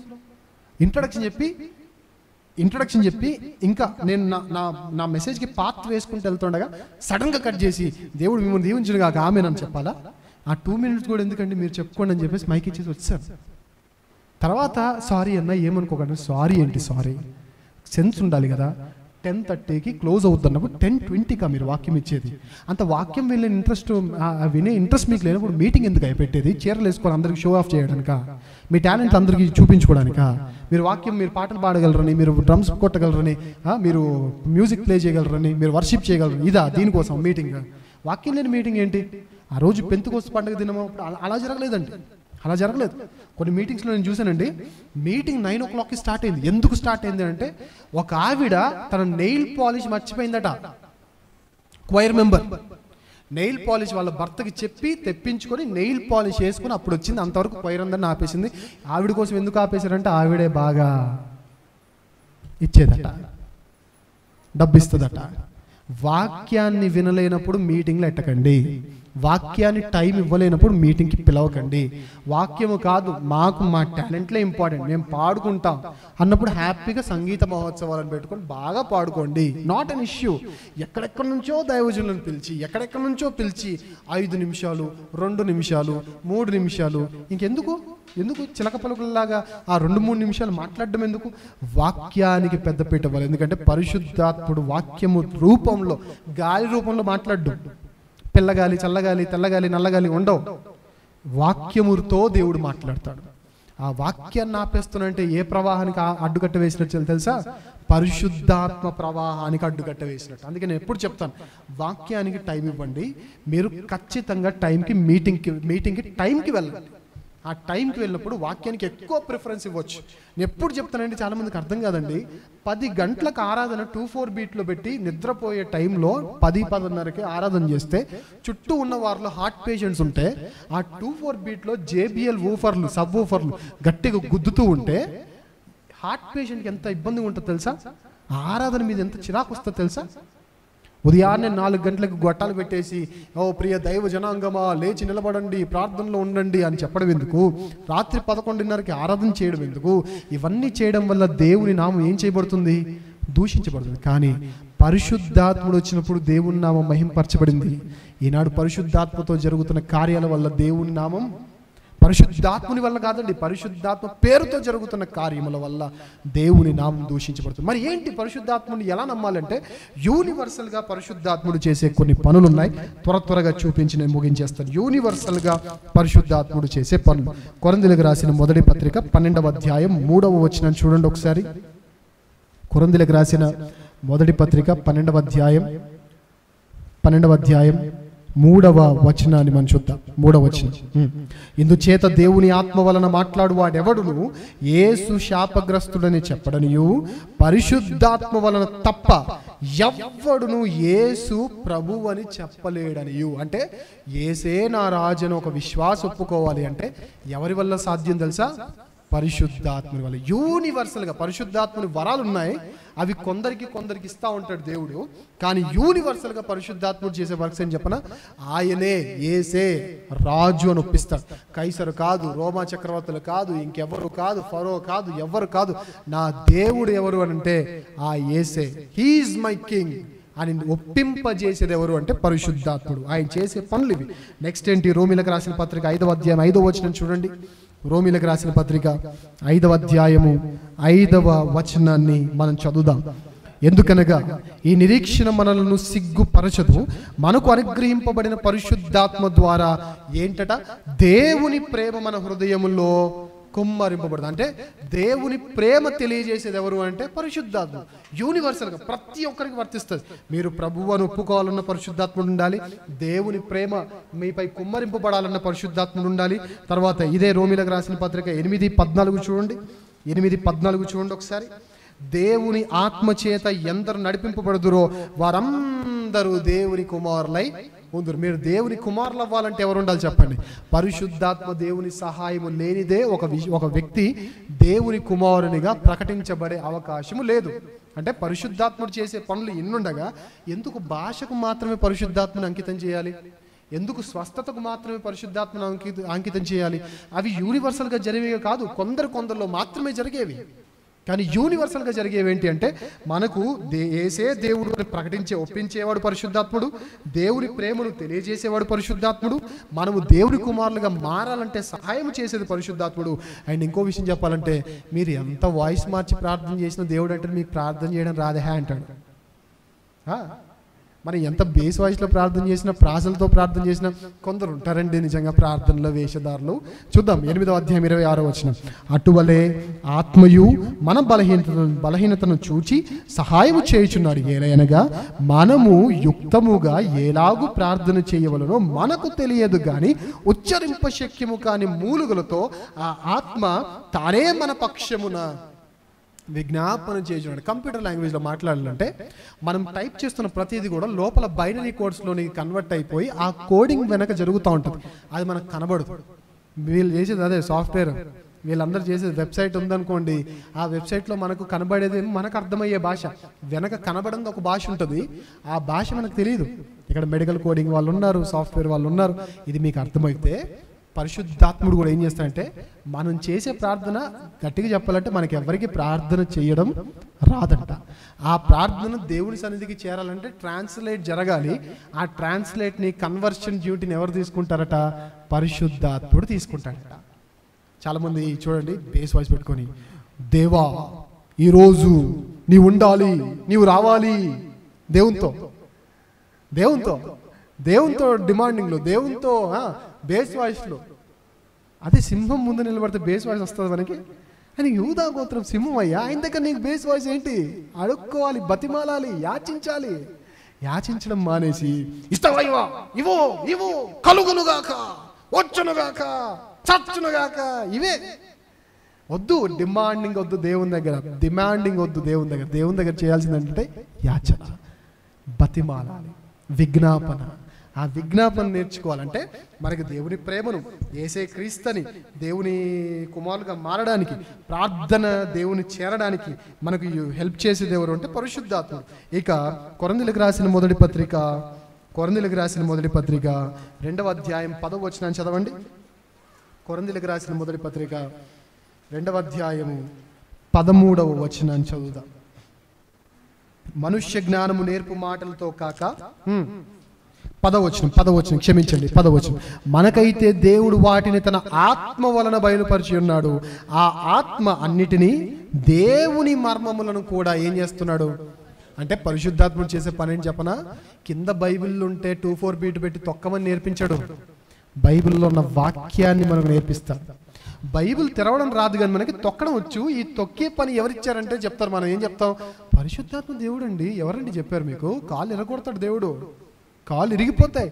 వాక్యానికి మినిమం రెస్పెక్ట్ ఇవ్వకుండా వాక్యాన్ని తొక్కుతూ డాన్స్లు వేసేసి, ఇష్టానుసారంగా డాన్స్ వేసి మళ్ళీ ఏమంటాం? డాన్స్ వేయకూడదు కదా అండి అంటే, దావీదేయలేదా? దావీదేశాడు. అయితే నువ్వేస్తావా? దావీదు మందిరం కడదాం అనుకున్నాడు, నువ్వు కడదాం అనుకుంటున్నావా? దావీదు ప్రార్థన చేశాడు, నువ్వు చేస్తావా? దావీదు ప్రార్థన కన్నీరు గారుస్తాంటే పరుపు తేలిపోయేంత కన్నీరు గార్చాడంట. మనకు ఒక బొట్టు కూడా రాదు. ఎవరు అమ్మాయి మెసేజ్ చేయలేదని ఏడుస్తాం, ఆ అబ్బాయి మెసేజ్ చేయలేదని ఏడుస్తాం, ఏడు చూసి కూడా బ్లూ టిక్స్ వచ్చి కూడా నాకు రిప్లై ఇవ్వలేదని ఏడుస్తాం, బర్త్డేకి విష్ చేయలేదని ఏడుస్తాం. ఏనాడైనా దేవుని సహవాసం కోల్పోయిన ఏడ్చామా? అబ్బాయి ఇయ్యుండో డాన్స్ అంటే డాన్స్ లైక్ డేవిడ్ అంట. అబ్బా, ప్రే లైక్ డేవిడ్ అను, show your faith like David అను. ఒకసారి పాపం చేసిన తర్వాత మళ్ళీ చేయకుండా దావీదుని చూసి నేర్చుకో అని చెప్పు. హాయ్ వద్దండి, డాన్స్ మంచి డ్రెస్ వేసుకొని మంచి బీట్ పెట్టుకొని ఇంకా డాన్స్ చేద్దాం. ఇది కాదండి. డాన్స్ అయ్యొచ్చా క్రిస్టియన్స్ న్యూ టెస్టిమెంట్ ప్రకారం అంటే వెయ్యకూడదు. పెద్ద వాళ్ళు ఇప్పుడు వేస్తున్నారు కదా అంటే పెద్ద వాళ్ళకంటే పెద్దది ఇది. మీరు ఆ పెద్దవాళ్ళు నమ్ముతారా, దీన్ని నమ్ముతారా? మీరు చూపించే సో కాల్డ్ పెద్దవాళ్ళకంటే, ఒక రకంగా చెప్పాలంటే పౌలు గారి కంటే పెద్దది ఇదే, పేతురు కంటే పెద్దది ఇదే, అపోస్తలుల కంటే పెద్దది ఇదే. ఎవరి మాట నమ్మాలి చెప్పండి? ఈ బైబిల్లో ఉన్న వాక్యం నమ్మాలా, పెద్దవాళ్ళ మాటలు నమ్మాలా? క్రిస్టియానిటీ ఎక్కడ దిగజారిపోతుంది చెప్పమంటారండి? ఈ మధ్యకాలంలో సేవకుడు స్టేజ్ ఎక్కుతా ఉంటే ఓ అని అరుస్తున్నారు. నేను అనుకున్న తోడేళ్ళు వచ్చాయేమో అని. తోడేళ్ళు కాదు, మన వాళ్ళే. ఆయన అరుస్తుంటే వాళ్ళ పిల్లలు స్టేజ్ ఎక్కుతుంటే ఓ అని అరుస్తున్నారు. ఇది తప్పు కదా అని ఎవరో ప్రశ్నిస్తే వాళ్ళ కౌంటర్ ఏంటంటే you can have you can take any method to praise God. Shout చేయండి పర్లేదు, ఎగరండి పర్లేదు, కర్చీఫ్లు ఊపండి పర్లేదు, నూనె ఏం చేయాలి చెప్పండి? కోకోనట్ ఆయిల్ తాగాలా లేదా ఒలివ్ ఆయిల్ తాగాలా? ఏం చేయాలి? ఇవన్నీ జరుగుతుంది ఎవరి పేరు మీద అంటే పరిశుద్ధాత్మ పేరు. పరిశుద్ధాత్ముడు కర్చీఫ్లు పెట్టి ఎంతమంది చెప్పడు, 100% చెప్పడు. ఏ సంఘములో అయితే కర్చీఫ్లు పెట్టి తిప్పుతున్నారో షట్ డౌన్, ఆ సంఘానికి మీరు దూరం అవ్వండి. ఏ సంఘంలో అయితే ఎగురుతున్నారో పరిశుద్ధాత్మ పేరుతో దూరం అవ్వండి. ఏ సంఘంలో అయితే అర్థం లేని అల్లరి భాషల పేరుతో చేస్తున్నారో కమాన్ దూరం అయిపోండి. అది దాంట్లో ఆత్మ లేడు. ఆత్మ ఉన్న దగ్గర అల్లరి జరగదు. పైగా ఏం జరుగుద్దంటే యేసే ప్రభువుని ఒప్పిస్తాడు ఆత్మ, దేవుని ప్రేమ తెలియజేస్తాడు ఆత్మ, తర్వాత దేవుని కుమారులుగా చేస్తాడు ఆత్మ, ప్రార్థన సహకారం ఇస్తాడు ఆత్మ, దేవుని వాక్యములోనికి మనల్ని నడిపిస్తాడు ఆత్మ. ఇదే విషయం గురించి ఒక వచనం చూపించి ఆ తర్వాత 2 మాటలు చూపించి నేను ముగించేస్తాను. ఒకసారి చూద్దాం. యోహాను సువార్త 16వ అధ్యాయం. 16వ అధ్యాయం 12వ వచనం చదువుదాం. యోహాను సువార్త 16వ అధ్యాయం 12వ వచనం. నేను మీతో చెప్పవలసినవి ఇంకను అనేక సంగతులు కలవు, కానీ ఇప్పుడు మీరు వాటిని సహింపలేరు. అయితే ఆయన అనగా సత్యస్వరూపి అయిన ఆత్మ వచ్చినప్పుడు మిమ్మల్ని ఎక్కడ నడిపిస్తాడంట? సంఘంలో నడిపించి బైబిల్ తొక్కిపోయాడు, సంఘంలో నడిపించి అర్థం లేని భాషలు మాట్లాడించాడు, సంఘంలో నడిపించి నానా విధమైన గందరగోళం సృష్టించాడు, సంఘంలో నడిపించి పక్కింటి వాళ్ళకి క్రైస్తవి మీద హేళన వచ్చేలా చేయడు, హేళన చేసేలా చేయడు. ఏం చేస్తాడు? సర్వసత్యంలో నడిపిస్తాడు. ఈరోజు నేను అడుగుతున్నానండి, ఎంతమంది భాషలు మాట్లాడేవారు ఈ సత్యం తెలుసున్నారు? ఎంతమంది ఎగిరేవారు? భాషలు అనేవి universal act of Holy Spirit కాదండి. అది జస్ట్ ఓన్లీ అక్కడక్కడ మాత్రమే, కొందరికి మాత్రమే దేవుడు ఇచ్చే వరాలు అవి. ఏవి? కృపావరాలు. కొందరికి కొన్ని ఇస్తాడు, కానీ యూనివర్సల్ యాక్ట్ ఆఫ్ హోలీ స్పిరిట్లో ఇవన్నీ ఉన్నాయి. నేను అడుగుతున్న సూటిగా, ఎంతమంది అక్కడక్కడ ఇచ్చే వరాలను పొందిన వారు యూనివర్సల్ యాక్ట్ ఆఫ్ హోలీ స్పిరిట్ని ఎంతమంది పొందారు? సర్వసత్యం ఎంతమందికి తెలుస్తుంది? సర్వసత్యం పక్కకు పెడితే బైబిల్లో ఉన్న యోవేలు గ్రంథం తెరవడానికి మనకి 3-4 సంవత్సరాలు పడుతుంది. జకర్యా గ్రంథం ఓపెన్ చేయమంటే 4-5 నిమిషాలు పడుతుంది. సీరియస్లీ. ఒకరోజు భీమవరంలో ఒక లూథరన్ చర్చ్లో వాక్యం చెప్పడానికి వెళ్తే పోడియం దగ్గర ఒక ఆవిడ కూర్చుంది ఇక్కడ కింద.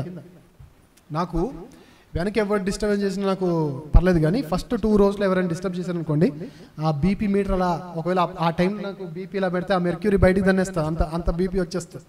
ఫస్ట్ 2 రోజులు ఉన్న వాళ్ళు చాలా స్ట్రిక్ట్ కూర్చోవాలి. నాకు డిస్టర్బెన్స్ వస్తే నేను చెప్పలేను. యోవేలు గ్రంథం ఉపవాస ప్రార్థనకు పిలిచారు. యోవేలు గ్రంథం చెప్తున్నాను. యోవేలు గ్రంథంలో ఒక వాక్యం ఉంటే చెప్తున్నాను. చెప్తుండగా యోవేలు గ్రంథంలో తెరవడం అయిపోయింది, చదవడం అయిపోయింది, వేరే వచనానికి నేను వెళ్ళడం అయిపోయింది. వెళ్తూ ఉంటే ఇలా తిప్పుతుంది బైబిల్, అలా తిప్పుతుంది ఒక ఆవిడ. సౌండ్ ఎక్కడ వస్తుంది చూస్తున్నాను, ఎక్కడ కనబడట్లా.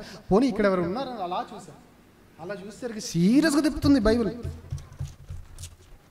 డబ్బులు ఎలా లెక్క పెడతారండి? స్లోగా అలా లెక్క పెడతారు. బైబిల్ మాత్రం ఇదేదో మనం రాసుకున్నట్టుగా.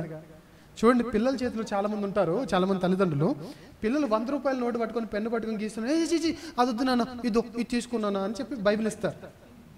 బైబిల్ ఇస్తారండి, అంత చీప్ అయిపోయిందండి. వీళ్ళు ఎగిరి పరిశుద్ధాత్మ అంటారండి.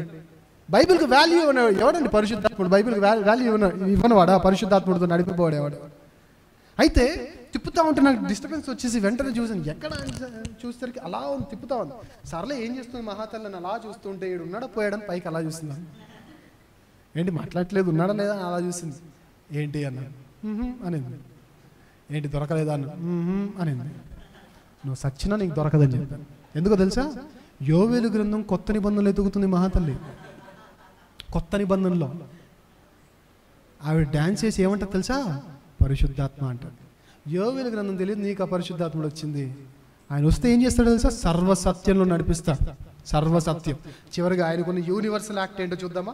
కొరింథీయులకు రాసిన మొదటి పత్రిక, ఈ 2 వచనాలను చూపించి నేను ముగిస్తాను. కొరింథీయులకు రాసిన మొదటి పత్రిక 6వ అధ్యాయం 11వ వచనం చూడండి. మీలో కొందరు అట్టివారై ఉంటిరి, కానీ ప్రభు అయిన యేసుక్రీస్తు నామములో మన దేవుని ఆత్మయందును మీరు కడగబడి పరిశుద్ధపరచబడిన వారై. అంటే ఆత్మ వల్ల జరిగే యూనివర్సల్ యాక్ట్ ఏంటంటే మనం నీతిమంతులుగా తీర్చబడతాం. అదే చెప్తున్నా. భాష అనే ఒక యూనివర్సల్ యాక్ట్ కానీ ఒక యాక్టే దేవుడు నీకు ఇచ్చినప్పుడు యూనివర్సల్గా నువ్వు పరిశుద్ధాత్మ లేని పరిశుద్ధాత్మ వరం నీకు వస్తుందా అంటే రాదు. తాగేవాడు భాషలు మాట్లాడుతున్నంటే అబ్జల్యూట్లీ అది పరిశుద్ధాత్మ వరం కాదు. సినిమాలు సీరియల్ చూసి ఆవిడ భాషలు మాట్లాడుతుందంటే పరిశుద్ధాత్మ వరం కాదు. మనం మాట్లాడే భాషలు అసలు పరిశుద్ధాత్మ వరం కాదు. మనుష్యుల భాష ఉంది, దేవదూతల భాషలు ఉన్నాయి. మనుష్యుల భాష అంటే కేవలం అన్య భాషలు మాత్రమే. అన్య భాషలు అంటే ఫారిన్ లాంగ్వేజెస్ మాత్రమే. అదర్ దాన్ తెలుగు ఏదైనా నేను మాట్లాడితే అది పరిశుద్ధాత్మని వరం. అది కాకుండా రబరబరబరబా అని గీకారనుకోండి, ప్లేట్ పెట్టుకొని స్పూన్ పెట్టి గీకినట్టు ఈ జోరీగల్లాగా సౌండ్ చేస్తే that's not Holy Spirit. Do not be trapped in that. దాంట్లో ఏమంటారు, ఒక ట్రాప్ లాగా, అది ఒక ట్రాప్. దాంట్లో పడిపోకండి దయచేసి. ఆత్మ చేసేదంటే నీతిమంతులుగా చేస్తే, ఇంకా రకంగా చెప్పాలంటే నీలో ఉన్న పాపాలను ఒప్పింపజేసే శక్తి ఎవరిస్తా చెప్పనా? ఆత్మ. చివరిగా ఆ మాటను చూద్దాం. యోహాను సువార్త 16వ అధ్యాయం 8వ వచనం చూద్దాం. యోహాను సువార్త 16వ అధ్యాయం 8వ వచనాన్ని చదువుదాం. ఆయన వచ్చి పాపమును గూర్చియు నీతిని గూర్చియు తీర్పును గూర్చియు లోకమును ఏం చేస్తాడంట?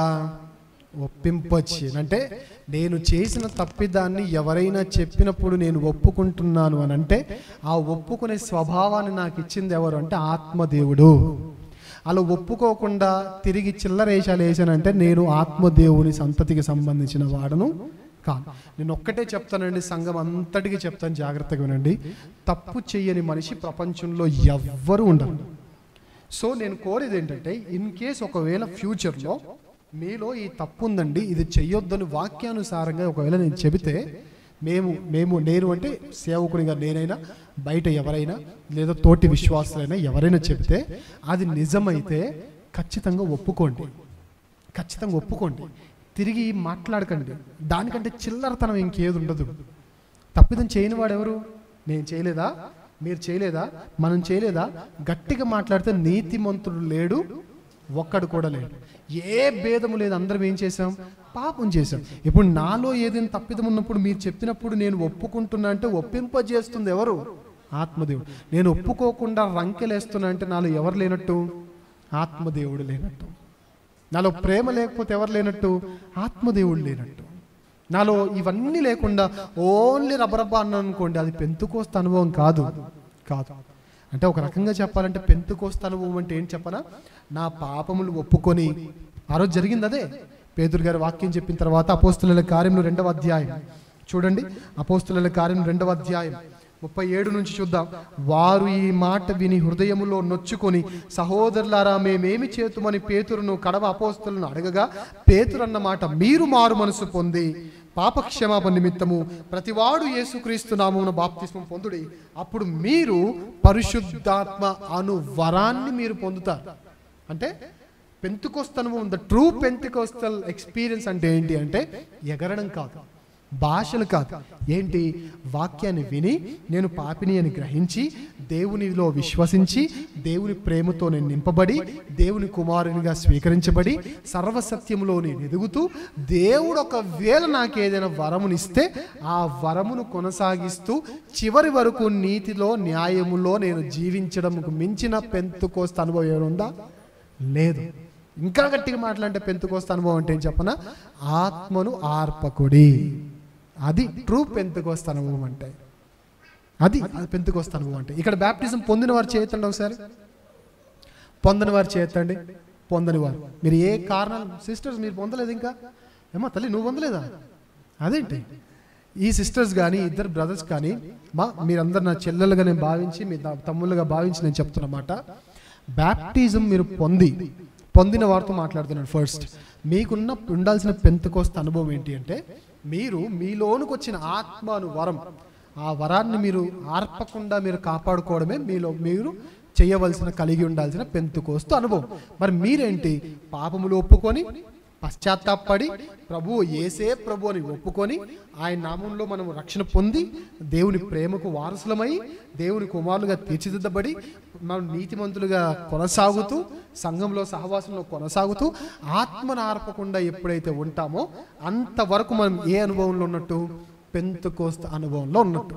అంతే తప్ప పెళ్ళుందని సంఘానికి కొట్టి బయట ఎవడో తిట్టాడని బూతులు తిట్టి నేను బాబు నీలో ఈ తప్పు ఉంది నా నాయన సరి చేసుకో అంటే సరి చేసుకోకుండా నేను ఇంతే బతుకుతాను బై అని చెప్పేసి ఇష్టానుసారంగా మాట్లాడేసి ఏది పడితే అది చేసేసి తప్పులు సరిదిద్దుకోకుండా నేను ఇంతే ఉంటా, తాగుతా, తిరుగుతా, ఇక్కడికి వచ్చి బైబిల్ తొక్కుతా, ఇక్కడికి వచ్చి డాన్స్లు వేస్తా, ఇక్కడికి వచ్చి ఎగురుతా, ఇక్కడికి వచ్చి రబరబరబరబర అంటాను, ఇక్కడికి వచ్చి చప్పట్లు కొడతా అంటే దేవుడు ఏదో రోజు నిన్ను కొడతాడు. The true Pentecostal life is nothing but repenting on your sins, trusting Lord, have faith on Lord, baptise పొందడం, బ్యాప్టిజం తీసుకోవడం, ఆ తర్వాత రైషియస్నెస్ కలిగి నీతి కలిగి జీవించడం, అన్నిటికంటే ముఖ్యంగా మీలో ఉన్న ఆత్మను quench not the spirit, do not quench the spirit, ఆత్మను ఏం చేయకూడదు? ఆర్పకుండా జీవించడమే పెంతెకోస్తల్ అనుభవం. ఇప్పుడు చెప్పండి తల్లి, నువ్వు చెప్పు, మీ సంఘాల్లో జరిగేది పెంతెకోస్తల్ అనుభవమా బైబిల్ ప్రకారంగా? అంటే ఖచ్చితంగా చెప్పాల్సిన విషయం నో. మరి ఏంటి పెంతెకోస్తల్ అనుభవం అంటే? పరిశుద్ధాత్మను కలిగి పరిశుద్ధంగా జీవించి ఆత్మను ఆర్పకుండా కొనసాగడమే the true experience of Pentecostal day.